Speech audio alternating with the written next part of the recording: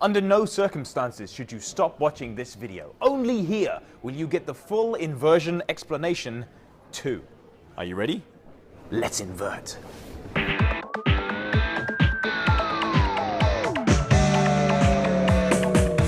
Ooh. Inversion happens in English for emphasis, dramatic purpose, or formality. In order to invert, the subject, verb, object order of a normal sentence is changed in some way. Let's find out how. Go. So, by now you should be familiar with the conditional forms of English. These sentences usually start with if and relate to a result or possible result of a real or imagined action. So, for example, if you go to town, will you get me a cola? Or, if I were an animal, I would be a dog. Or, if I had stayed longer, I would have learned a new language.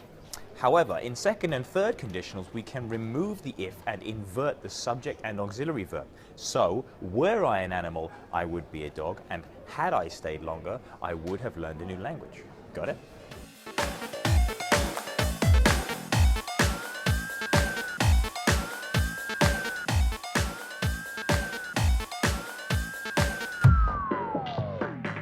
To invert a first conditional in this way, we need to use the word should.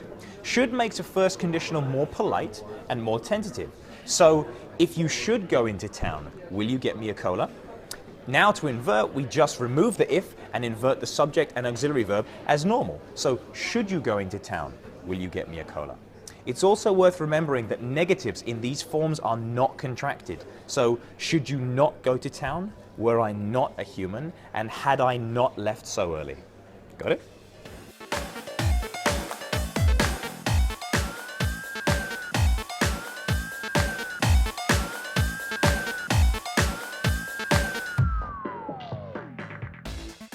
When an adverb of place or movement is put at the beginning of a clause, then the whole verb phrase, and not just the auxiliary verb, can be put before the subject.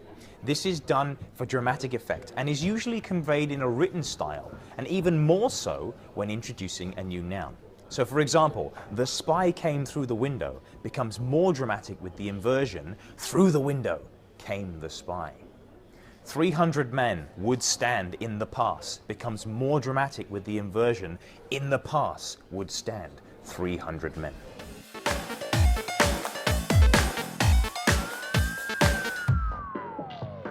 This style of inversion is more common in speech with words like here and there and smaller adverbials. For example, there sat my father.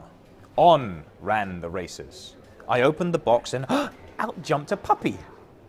But if you use a pronoun, it's important that you put the pronoun before the verb. So not there sat my father, but there he sat. Not on ran the racers, but on they ran. I opened the box and out jumped a puppy. Or out it jumped. Got it?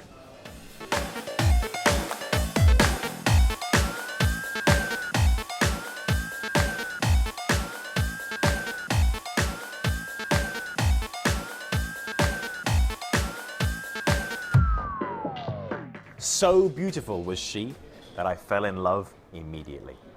We can use so plus an adjective.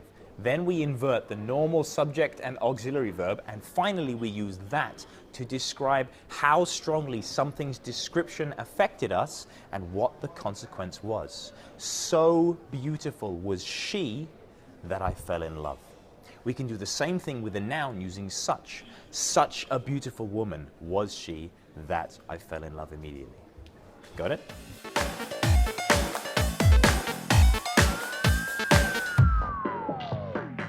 Did you get it? Of course you got it.